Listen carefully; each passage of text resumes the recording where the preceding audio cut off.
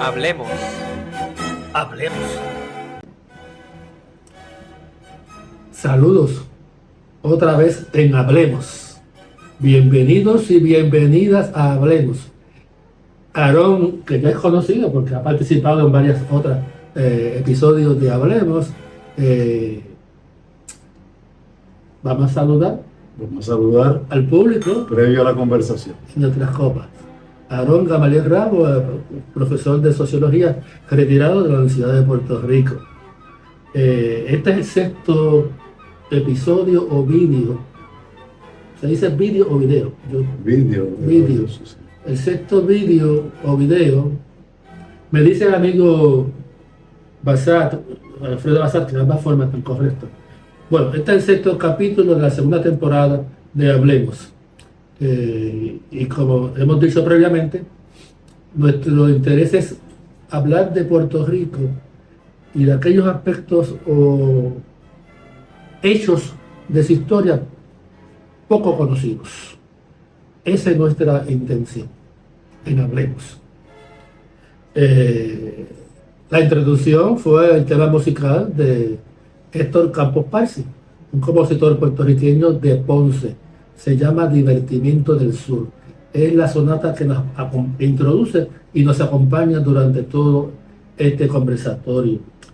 Y ayer, hoy estamos a 23 de marzo del 2025. Ayer se celebró 152 años de la abolición de la esclavitud. O sea, hace poco, hace 5 o 6 generaciones. O sea, eso fue los otros días. Como quien dice.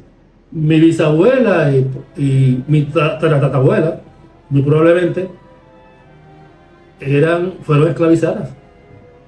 Mi bisabuela debe haber nacido para 1972-71 y mi tatarabuela, negra de Carolina o de Trujillo Bajo, pudo haber sido esclava o esclavizada, debo decir mejor, allá para 1850. Así que de mis 5 generaciones, 2 estuvieron esclavizadas. La abolición de la esclavitud. Te he escuchado recientemente en la radio, en Radio Isla, hablando de la abolición de la esclavitud. Sí. Insistiendo que no me gusta, que no creo que sea lo correcto centrarse en la abolición y sin los abolicionistas. Porque realmente todas las aboliciones conllevan unos residuos. Cuando a la mujer se le da, por ejemplo, que es un ejemplo que yo utilizo mucho, cuando a la mujer se le da el derecho al voto, porque antes estaba prohibido, pues puede votar. Bueno, a partir de ese momento, eso fue un hecho histórico importante. Pero todavía la tradición de que la mujer no podía hacer algunas cosas siguió ahí. Por lo tanto, yo pienso que las aboliciones se nutren más, enseñan más cuando conocemos la historia de las luchas para abolir algo que es incorrecto, como esclavizar seres humanos, como permitir que las mujeres realicen trabajos que realizan los hombres, a los cuales tienen hoy perfecto derecho. Pues vamos a lo que venimos. Como te había dicho previamente, el tema de hoy es el llamado ideal, y uso la forma esta para demostrar comillas, bastante gastada este tipo de gestos. Hoy vamos a hablar del ideal del anexionismo. Ese sueño de muchos puertorriqueños de convertirse en el Estado 51 de Estados Unidos de América. Y generalmente se cree que ese deseo, ese sueño, comienza con José Celso Barbosa, el doctor Barbosa, ya en el 1901, con el Partido Republicano. Pero sabemos y tenemos datos aquí de que el sueño de ser o pertenecer, o mejor dicho, mejor todavía, o ser parte de Estados Unidos, porque hay que aclarar, pertenecemos a Estados Unidos, pero no somos parte de Estados Unidos. Esa contradicción fue elaborada por el Tribunal Supremo de Estados Unidos en 1901, en el caso Downs versus Bidwell. Pues el pensamiento anexionista comienza en Puerto Rico en el siglo, bueno, según mis cálculos, a mediados del siglo XIX. Ya había puertorriqueños que deseaban la independencia de España para incorporarse a la Federación Norteamericana, estadounidense.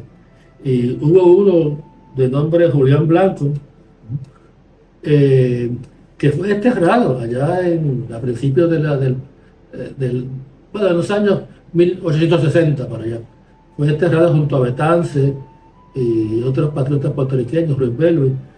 En el caso de Julián Blanco, fue desterrado porque tenía ideas proamericanas.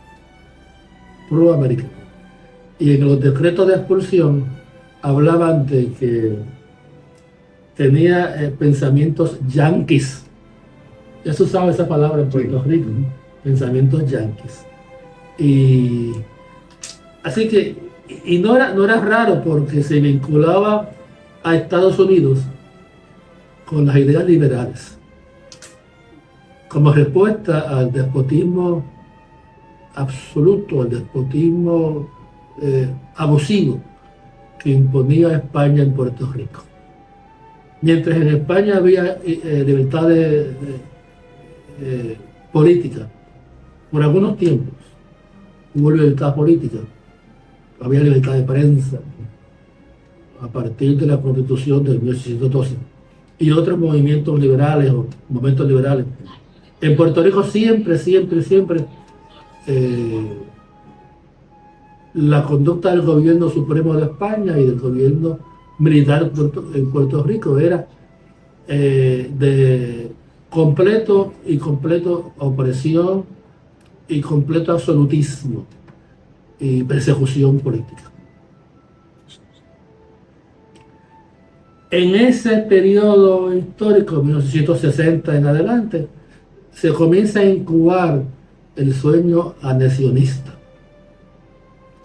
Y uno de los problemas que tuvo Betances y Hostos en el partido en Cuba, en el Partido Revolucionario Cubano en Nueva York, la sociedad o la Junta Revolucionaria, era que tenían que lidiar con independentistas cubanos que lo que buscaban la independencia era para convertirse en Estado de Estados Unidos. Hostos tuvo problemas con ese grupo y Betances tuvo muchos problemas con ese grupo. A la muerte de José Martí, en el 1895, en Dos Ríos,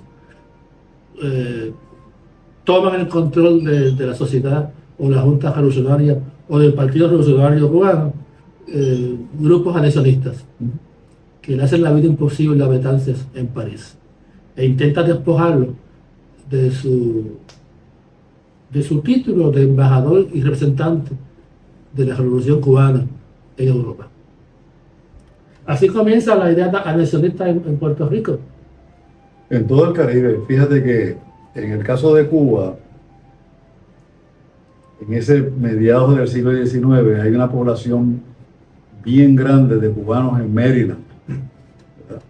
Y la razón, hay varias razones por las cuales la gente admiraba a Estados Unidos y querían que Estados Unidos o emular el modelo americano o integrarse a Estados Unidos. Uno era comercial, mercantil, ¿verdad?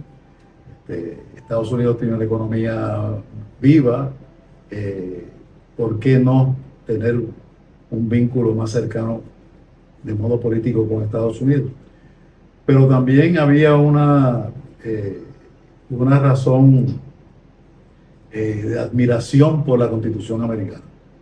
Muchos de los movimientos anexionistas, incluyendo luego el filipino, eso ya en 1898, el movimiento filipino, se desarrolla en Filipinas un movimiento que dura muy poco tiempo, pero que un poco lo que estaba detrás era cómo salir de este despotismo español, de este atraso español, y unirnos a una nación que parecía que quería agarrar la modernidad en sus manos, ¿verdad? Que una nación de muchas libertades, un aprecio grande a la Constitución americana, que sirve de modelo a constituciones en otras partes del mundo.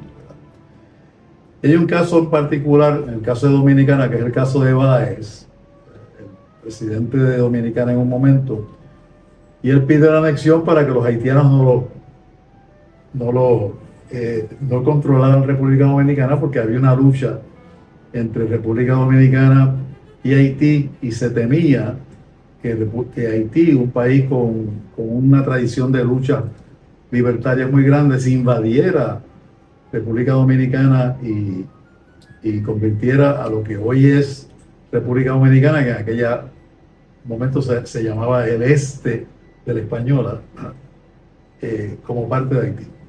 Así que tienes toda la razón. El anexionismo fue una tendencia política sumamente importante, sumamente visible. Pero mucha gente cree que eso empezó, como tú decías, en el siglo XX. No. De mucho antes hay un interés muy grande en muchos países de tener algún vínculo con Estados Unidos. La figura de Abraham Lincoln como abolicionista y su muerte trágica provoca mucha admiración en el mundo. Miraban a Lincoln como una especie de santo laico, ¿verdad? Y miraban a Estados Unidos como generalmente la cuna de la libertad, la cuna de la democracia. Y por eso es que Muñoz Rivera en 1901, cuando funda el Partido Federal, y Barbosa también en ese mismo año, cuando funda el Partido Republicano, ven la estadidad como una forma de salir del colonialismo. Ven la estadidad como un estatus soberano, porque ven a Estados Unidos como una república de repúblicas. Y aún el mismo Hostos, aunque a muchos independentistas les parece eso difícil de comprender, aún el mismo Eugenio María de Hostos, nuestro Hostos, en su planteamiento en la Junta por la Liga de Patriotas, debo decir, veía la estadidad como una posibilidad, siempre y cuando fuera aprobada en la Asamblea de Estatus y en plebiscito. Pero no podemos, eso es correcto lo que dice, pero no podemos comprender los deseos de ser parte de Estados Unidos con la mentalidad de hoy. Porque ¿qué sucede? Luego de la independencia de Estados Unidos y antes de que hubiese el sistema federal que tenemos hoy, se redactaron lo que se llama, parte de la historia de Estados Unidos, los artículos de la Confederación, convirtiendo a las colonias que se separan de Inglaterra, convirtiéndolas cada una de ellas en un país independiente, en una república independiente. Y esa es la visión que va a asumir Barbosa, dicho sea de paso. Es decir, que Virginia era una nación como puede ser hoy Cuba, Dominicana. Virginia era una nación y este otro estado, lo que hoy es otro estado, en aquel momento bajo los artículos de la Confederación, esas otras colonias que lucharon contra Inglaterra eran países independientes.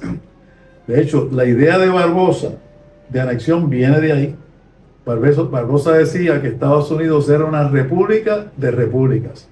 Hoy no se puede decir eso, ¿verdad? Hoy hay un sistema de estados, una federación de estados que tienen mucha autonomía uno frente a otro. Yo viví mucho tiempo en Estados Unidos y a veces si usted iba a pescar en un estado, en una canoa, y se acercaba al otro, había un rótulo que le decía: si usted pasa esta línea y va a otro estado, tiene que pagar de nuevo el derecho por transitar por ese río, porque se consideraba que, eso viene de los artículos de la Confederación, que los estados son una especie de república de repúblicas. Esa idea el fracaso de esa idea, porque luego cuando se establece el sistema de estados ya dejan de ser repúblicas, dejan de ser repúblicas. Esa idea configuró el pensamiento de José Celso Barbosa por mucho tiempo. Mira, ya que mencionaba Barbosa, Barbosa es de los pocos puertorriqueños que, siendo pro estadidad o anexionista, habló con mucha sinceridad y con mucho aplomo del racismo en Estados Unidos. Distinto a otros patriotas puertorriqueños que evaden o solayan ese tema, ¿ves? Hoy día se solaya en el debate estadista del Partido Nuevo Progresista, pero Barbosa se enfrenta a ese dilema. En los tiempos de Barbosa fue uno de los momentos de mayor atrocidad, es la palabra, contra el pueblo negro. Los linchamientos entre 1900 al 1910 hubo miles de linchamientos de negros. Él habla de los linchamientos en su texto en el periódico El Tiempo. Barbosa estuvo bien conectado con el movimiento negro en Estados Unidos. Mucha gente habla de Barbosa como que está acá, ¿no? Barbosa estaba plenamente consciente de todo lo que pasaba en Estados Unidos en la comunidad negra. Se sabe muy poco de eso, pero aprovecho para decir que acaba de salir un libro dedicado a Barbosa. Yo tengo un artículo en él, dicho sea de paso, explorando distintas áreas de la vida de Barbosa que son desconocidas hasta este momento. Y a mí me tocó, esto debe interesar, me tocó Barbosa afrodescendiente, o sea, Barbosa negro. Y cuando uno explora la vida de Barbosa, no ya como el líder anexionista, sino como el hombre negro, se da cuenta de que recibía las revistas del movimiento negro en Estados Unidos, se comunicaba con líderes negros en Estados Unidos. En algún momento me dio la impresión, buscando la participación de Barbosa en ese intercambio de ideas, que Barbosa en algún momento yo sentía que él se sentía como un negro americano. Un negro americano. Food for thought, como se dice, eso es como para ver qué se sale de ahí. Mucha gente seguirá investigando la vida de Barbosa, pero tienes razón. Barbosa estuvo plenamente conectado con el movimiento negro en Estados Unidos. Es interesante que el programa del Partido Federal y del Partido Republicano de 1901, a raíz de la ley Foraker de 1900, que es la que le descubre y le revela a los puertorriqueños que el interés de Estados Unidos y Puerto Rico no era convertirlo en Estado, sino mantenerlo como colonia. Pero el programa de esos dos partidos hablaban de la estadidad como igualdad. Estadidad significaba, o significa para ellos, igualdad. Y es curioso que creo que Pedro Rosselló, el exgobernador de Puerto Rico, que comienza a hablar de la estadidad como igualdad, paridad de fondos, igualdad con los ciudadanos en Estados Unidos, que somos ciudadanos de segunda clase, pero eso ya estaba planteado. Ese concepto de Rosselló y de Jennifer González y de otros líderes del Partido Nuevo Progresista ya estaban planteados en la plataforma de los partidos republicanos y federales en el 1901. Sí, claro. Yo creo que quizás el planteamiento más interesante y más inteligente de la estadidad lo plantea Luis A. Ferré al decir estadidad gibral. Porque es la única estadidad posible para Puerto Rico. Pero la más difícil. Yo creo que es imposible. Sí. Pero fíjate una cosa, el movimiento puertorriqueño por la estadidad ha sido estudiado por muchas personas. O sea, en Puerto Rico hay mucho interés fuera de Puerto Rico en entender la dificultad que ha tenido Puerto Rico en convertirse en un Estado. Y regreso a los artículos de la Confederación. Cuando acaban los artículos de la Confederación y se crea el sistema de estados que conocemos hoy, los que lo crearon ya no eran repúblicas independientes, sino ya era un sistema, una federación de estados con mucha autonomía entre cada una, pero era una unidad. O sea, no podía esta pensarse como un país independiente ni nada de eso. Pero cuando lo culminan, quedaron claras varias cosas. Primero, hubo un gran debate que es pertinente ahora que Trump ha hablado del English only, ¿verdad? Y era si en Estados Unidos se iba a hablar inglés o alemán. Eso fue uno de los grandes debates en ese momento, y luego podemos quizás reflexionar más sobre ello. Y el otro gran debate era ¿quién va a dirigir esos estados? ¿Quién va a dirigir esos estados? Y ellos celebran las 13 colonias primero convertidas, después vinieron otras, pero esas 13 colonias celebran el hecho de que son personas provenientes del mundo europeo los que van a dirigir los estados, no los indígenas, no, nadie más. De hecho, hay un caso bien interesante que es el de una tribu indígena que tú lo conoces, los Secuoya, que dicen, bueno, como se están constituyendo estados y Estados Unidos se empieza a mover hacia el oeste, había un protocolo de cómo se constituye un estado. Parte del protocolo era que los indígenas no dirigieran ese territorio, tenían que ser europeos. Hay una celebración muy grande en Estados Unidos cuando se establece el nuevo sistema de estados, una celebración muy grande, y uno de los forjadores de ese nuevo sistema grita, gracias a Dios que somos europeos, ¿verdad? Nosotros vamos a ver eso en cada uno de los estados. Hay un ejemplo que para mí es bien importante, y es que los indígenas Secuoya, es una tribu indígena, dentro de las muchas que hay en Estados Unidos, dicen, y ahora estoy dramatizando, ¿verdad? Dicen, oye, están haciendo estados por ahí, se están moviendo allí, llegan a un sitio y forman un estado. Vamos a hacer un estado de indios, indígenas.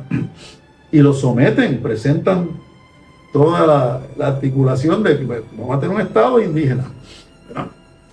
¿Y qué le dijo Estados Unidos? No, señor, los indígenas no tienen derecho a ser un estado. Esto es un asunto dirigido por Europa. De hecho, la anexión de Hawái y de Alaska como estados, se dio por eurodescendientes. En Alaska, vamos a empezar por Hawái.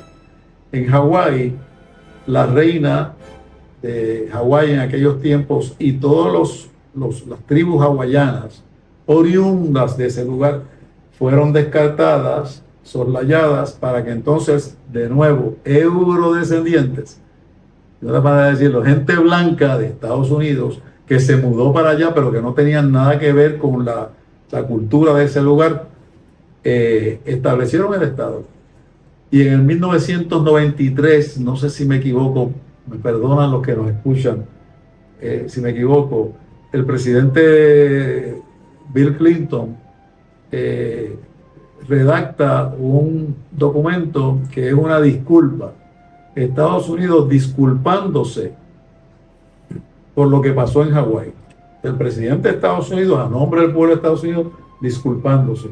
Y en una de las secciones, él mismo, de ese documento, él mismo dice esto que estoy diciendo ahora, ¿verdad? Que desplazaron a la población oriunda de ese sitio para montar un estado para blancos. Igual en Alaska, los miembros de la comunidad o las comunidades de Alaska, cuando se está discutiendo la estadidad, protestaron porque los blancos que se habían mudado a Alaska no le daban participación a ellos en la reflexión sobre la estadidad. Y en este caso no es que ellos no querían la estadidad, ellos querían la estadidad, pero querían ser parte de ¿qué? Del grupo que estaba reflexionando cómo iba a ser esa estadidad y todo eso. Bueno, le negaron las puertas a las comunidades locales. Entonces, ahí tenemos el gran problema con Puerto Rico. Ahí vamos. Sí, entonces la gran pregunta, Aaron Gamaliel Ramos, una nación que es afro-hispano-caribeña, repito, afrohispano-caribeña, testarudamente afrohispano-caribeña, puede ser Estado 51 de Estados Unidos. No puede ser. Y no puede ser, no porque yo lo diga, sino porque lo hemos visto. La lucha por la estadidad en Puerto Rico empieza, según doña Pilar Barbosa, la hija de Barbosa, que acumuló todo lo que Barbosa escribió, ella lo acumuló en un gran archivo, ¿verdad? Ella solía decir, ¿verdad?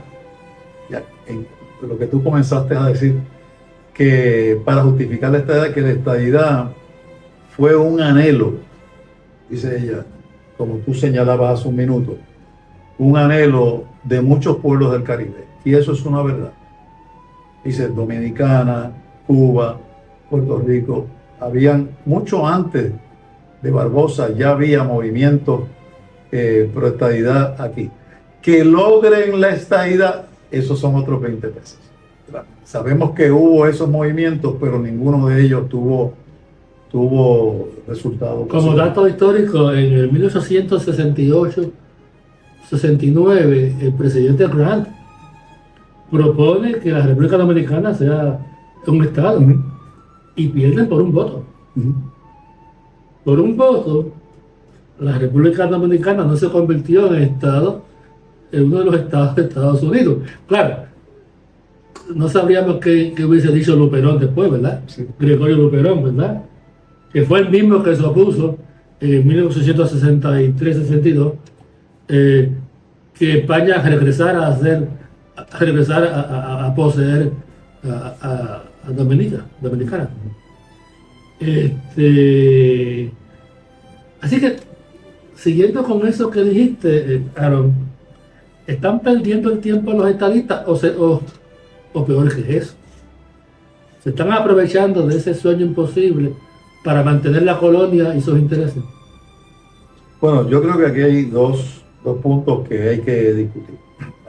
Uno es el que acabo de discutir. ¿Quién va a gobernar sobre el estado de Puerto Rico? ¿Quién va a gobernar? Porque ya hemos visto, ¿verdad?, que en la historia de Estados Unidos es claro que las poblaciones locales no son las que van a gobernar. Tienen que ser blancos, anglosajones, que hablan inglés. Sí. Y sobre todo lo del inglés, que ahora que el presidente de Estados Unidos, el actual, Trump, ha insistido en que el inglés sea el idioma oficial, ¿verdad? Nosotros todos hablamos inglés. Tú eres bilingüe, yo soy bilingüe, viví en Estados Unidos. Yo no tengo problemas con el inglés. Pero en Puerto Rico hay mucha gente que sí tiene problemas con el inglés. Entonces, un estado, ¿verdad?, donde la regla es que si se va al tribunal es en inglés, si se va a una oficina es en inglés, a solicitar su licencia de conducir, si se va, porque el inglés es el idioma oficial para transacciones de gobierno, eso traería grandes problemas en Puerto Rico. Yo practiqué en la Corte Federal en Puerto Rico y mi inglés era puertorriqueñizado. Decíamos debtor, no dero. Decíamos debtor. Sí. Era un inglés con acento y cuando venía, y lo curioso, cuando yo estuve allí frente a Casella, frente a Pérez Jiménez, y cuando íbamos a cámara, cuando salíamos de la sala del tribunal, íbamos a cámara, o sea, a la oficina privada del juez, lo que se hablaba era español, Sí. excepto cuando venía un abogado, un fiscal de Estados Unidos, que aún en la Corte Federal hablábamos español. Sí. En cámara, en las oficinas de los jueces federales. Ahora que tú dices eso, al público que nos escucha, ¿verdad? Está el problema cultural, que es lo que hemos enfatizado hasta ahora. Pero está también el problema económico. Los estados, Estados Unidos se interesó en los estados y en hacer los estados, y había un protocolo. Usted no decía yo quiero ser estado y le dan el estado. Tenían que pasar, tú conoces eso, A eso va a morir. por un proceso tenía que haber un cierto número de habitantes, tenía que haber un sheriff, tenía que haber, es decir, una estructura de gobierno en ese lugar. Y el estado se pensaba que iba a ser un estado desarrollado. Es decir, Estados Unidos no quería tirarse al cuerpo un Estado subdesarrollado. A mí, mientras Luis Ferré gobernó, cuando crea el Partido Nuevo Progresista, mucha gente del PNP no sabe esto, porque yo lo he dicho antes esto y se sorprenden. El Partido Nuevo Progresista de Ferré, cuando comienza, insistió en que era necesario desarrollar el país para poder pedirle estadidad. Eso me parece un argumento razonable. Luis Ferré, el fundador del PNP, dice, no, hay que desarrollar el país, y entonces en una tónica barbosiana decía, y es importante también que en ese desarrollo los comerciantes puertorriqueños tengan prioridad sobre el comercio, los comerciantes que vengan del exterior. Ese es Luis Ferré hablando. Lo que sucede luego que muere Ferré es, alguna gente lo llama una especie de traición al anhelo de él, ¿verdad? Pero Carlos Romero Barceló dice, no, para conseguir la estadidad, ese documento famoso, la estadidad es para los pobres, vamos a vivir del mantengo. Bueno, y no vamos a desarrollar Puerto Rico. La historia del PNP hasta hoy es manejar un territorio que en vez de desarrollarlo para presentarlo en sociedad, como decimos nosotros, ¿verdad? Usted quiere un estado, haga un estado bonito, que la carretera que funcione bien, que no haya corrupción, presénteselo a Estados Unidos. Pues no. O sea, durante los años que han pasado, desde que Luis Ferré anheló eso, ¿verdad?, es la destrucción de Puerto Rico, un país sin escuelas hoy día, un país dominado por el narcotráfico, un país donde nuestra juventud se está yendo porque no tienen nada que hacer aquí, y sigue la lista de cosas. Yo creo que un estado, un Puerto Rico, como se encuentra ahora, ni pensarlo, porque Estados Unidos jamás aceptaría un estado, mucho menos bajo Trump, ¿verdad? Un estado para que la gente aquí esté levantando la mano para que le den, ¿verdad?, le resuelvan los problemas, si no viene de adentro, como fue la historia de todos los estados. Bob Dylan, un cantautor norteamericano, tiene una canción que se llama Knock on the Heaven's Door. Knock on the Heaven's Door. Y nosotros, bueno, yo no, los estadistas se pasan tocando, knocking, tocando a la puerta de Estados Unidos. Y Estados Unidos no abre esa puerta, porque no tiene que abrirla, porque la estadidad no es un derecho. No existe el derecho a la estadidad, no existe. Existe el derecho a la independencia, según el derecho internacional, ¿verdad? Y fíjate cosa curiosa, la resolución 1514, Romanos 15, del año 60 de las Naciones Unidas, resolución 1514, Romanos 15, no habla de estadidad. Lo que habla es del derecho a la integración. Y la integración significa que los pueblos divididos de manera arbitraria por las potencias europeas, sobre todo en África y en Asia, tenían el derecho a regresar, a integrarse nuevamente. Eso es lo que significa en la resolución 1514, integración. Es regresar, porque recordamos, las potencias europeas, cuando invaden África y Asia y luego de manera caprichosa crean fronteras caprichosas para responder a sus intereses. Y por eso es que esa resolución 1514, Romanos 15, plantea y exige el derecho a la integración de los pueblos caprichosamente divididos por las potencias europeas.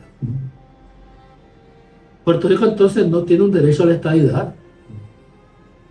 Podemos estar tocando la puerta hasta que se congele el infierno. Podemos pedirlo, podemos arrodillarnos, podemos ir allí con con delegaciones, con embajadores, con delegados, con cabilderos, con lo que usted quiera. Es más, podemos ganar, ellos, las estadistas pueden ganar un plebiscito con 95% de los votos. Y aún así no van a obtener la estadidad, porque dentro del contexto y el concepto de estadidad para Estados Unidos, Puerto Rico como nación no cabe en la Federación Estadounidense. Cuando uno toma clases de ciencia política, los estudiantes que toman clases de ciencia política por primera vez, ¿verdad? Yo pasé por esto, pero después a mí me tocó hacerlo con otros estudiantes. Siempre le advertíamos a los estudiantes que los estados, las naciones, no tienen amigos, tienen intereses.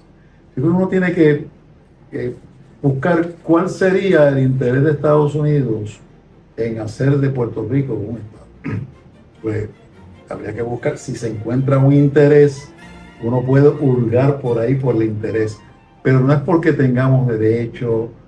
Bueno, hay un caso, el público que nos escucha, ¿verdad? Bien importante. En el 2018, Pedro Rosselló llevó el caso de Puerto Rico, la renuencia de Estados Unidos de considerar la estadidad de Puerto Rico, la llevó como una acusación a la Organización de Estados Americanos. ¿Tú te acuerdas de eso?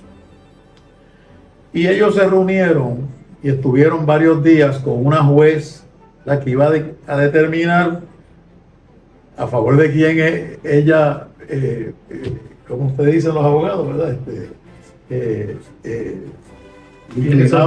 Resolvía el caso. Y a mí me pareció bien interesante la respuesta del gobierno de Estados Unidos ante el planteamiento de Pedro Rosselló ante un foro jurídico, ¿verdad?, regional importante, del cual es miembro Estados Unidos, porque Estados Unidos es miembro de la OEA. Estados Unidos quiere el acusado. Usted no tiene ciudadanos americanos y no quiere que sean estados. Y la respuesta de Estados Unidos fue bien interesante. La respuesta de Estados Unidos fue bien breve. Usted quiere vivir la estadidad, múdese a un estado. Eso está por escrito. Múdese a un estado y vive la estadidad. Pero ahí usted ve que es claro con esa respuesta tan dura, porque pudieron haber dicho, bueno, quizás en un futuro, un poco dorar la píldora, quizás en un futuro vamos a ver cómo hacemos. No. Usted quiere los beneficios de la estadidad, usted es ciudadano americano, coge un avión y muera cerca. Oye, eso es más claro, no canta un gallo, yo creo. En términos de fondos federales, Estados Unidos aporta a Puerto Rico en transferencias diversas formas de fondos federales, ¿verdad? Educación, salud, etcétera, etcétera, alrededor de 45 billones de dólares. Si quiere, millardos, o decirlo de otra forma, 45 mil millones de dólares aporta Estados Unidos a Puerto Rico. Pero le saca a Puerto Rico en aduanas, en impuestos y otras formas 85 millones. O sea que a Estados Unidos le conviene que Puerto Rico siga siendo una colonia dependiente, consumidora, un gran mercado para sus productos agrícolas y su manufactura. A Estados Unidos no le interesa, ni le conviene convertir a una nación afro-cubana, afro-hispanoamericana, afro-caribeña, casi mexicana, porque aquí en una época todo era, en Puerto Rico todo era mexicano. No, y somos cubanos también. Somos cubanos, somos dominicanos, somos cubanos, somos caribeños. A Estados Unidos no le conviene ni le interesa traer a su confederación o a su federación, whatever that means, una nación distinta a ellos, porque no es un país multinacional como lo admite y lo es Venezuela, Bolivia, no sé, México, pero Colombia, Venezuela y Bolivia ya se aceptan como naciones Sí, porque tienen indígenas. multinacionales. A Estados Unidos no le conviene, le interesa ser un país multinacional, porque ha visto en el mundo, en la historia del mundo, que países multinacionales tienen muchos conflictos. Y Estados Unidos quiere ser un país unificado en su idioma, en su cultura y en sus expresiones políticas, buenas o malas. Así que yo lamento decirle a Jennifer González, a Antonio Rivera, Tomás Rivera Chazo, a nuestros amigos estadoístas o estadistas, que por el bien de Puerto Rico deben olvidarse de eso. De la misma forma que le digo a los amigos populares del Partido Popular Democrático, que se olviden de mantener la colonia. Porque por un lado, lo peor de la estadidad, que sería otra forma de colonia. Otra forma de colonia. Y el Estado Libre Asociado de Puerto Rico es sencillamente una colonia. Nuestra única opción es ser una república amiga de Estados Unidos. Porque estamos muy cerca de Estados Unidos para ser sus enemigos. Y no deseamos ser sus enemigos. Puerto Rico debe ser una república amiga de Estados Unidos. Claro, siempre y cuando Estados Unidos lo quiera y respete nuestra soberanía. Pero ya Estados Unidos tiene pactos de libre asociación. O sea, yo estoy convencido, todavía nadie me ha podido convencer de lo contrario, de que Estados Unidos, digo, la historia misma lo muestra. La estadidad, como tú empezaste la discusión, estamos hablando del siglo XIX, estadidad, y finalmente pasa el siglo XIX, pasa el XX. A mí me parece, y esto ya es a nivel de opinión, ¿verdad? No, esto no es producto de un estudio ni nada, pero a mí me parece que Estados Unidos sí aceptaría a un Puerto Rico independiente, pero en pacto de libre asociación. Es decir, que siga siendo amigo de Estados Unidos. Porque los intereses de Estados Unidos son militares. Eso está claro. Usted no tiene a Puerto Rico por otra razón que no sea la ubicación de Puerto Rico en el marco del Caribe. Sí, y de vuelta, Estados Unidos ya lo hizo con varias islas del Pacífico. Se convierte en la del fideicomiso de la Segunda Guerra Mundial. Se convierte el territorio en fideicomiso en un país independiente. El país independiente le dice a Estados Unidos: yo soy independiente, pero quiero un pacto contigo, que no es una colonia ni es Estado. Y entonces viene la variable de la libre asociación. Los dos estados se juntan en libre asociación. ¿Qué implica eso? Ese territorio tiene representación en las Naciones Unidas, es un país independiente, pero tiene que seguir un protocolo, un acuerdo con Estados Unidos, porque es un pacto que se hace. Conocemos otros pactos. Hay un pacto entre dos islas del Pacífico y el país llamado Nueva Zelanda. Nueva Zelanda tiene pacto de libre asociación con las islas Cook y Niue. Tu hijo vive allí, ¿verdad? Y mi hijo vive allá. Y yo voy en algún momento a visitarlo en un viaje larguísimo, pero antes de saludarlo le digo: quiero primero ver cómo funciona el pacto de libre asociación entre Nueva Zelanda y estas dos islas. Ya podemos conocer, los que se interesen a través de internet, cuál es el pacto de libre asociación entre las islas del Pacífico, que estuvieron manejadas por el fideicomiso, en este caso en manos de Estados Unidos, y una vez se convierten en países independientes, quieren tener un vínculo con Estados Unidos, ¿verdad? ¿Qué significa ese vínculo? ¿Qué es lo que ellos querían cuando decían queremos un vínculo?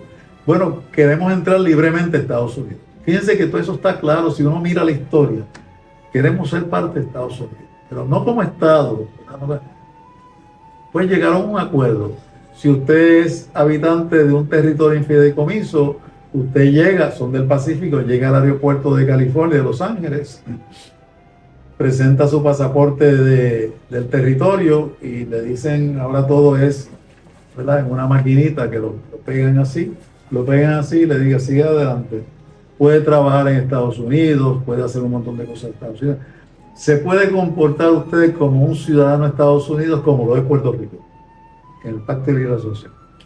Pero son países independientes. Yo creo, esto es una intuición que tengo, que de establecerse aquí un plebiscito con alternativas claras, la gente preferirá la libre asociación. Esa es mi intuición. Lo han asustado mucho con la independencia. Ha habido esta cosa de que yo soy independentista, pero puedo reconocer que ha habido, ¿verdad?, mucha gente tiene temor, creen que con la independencia van a perder esto y aquello. Tampoco quieren seguir hablando español, quieren mantener su cultura.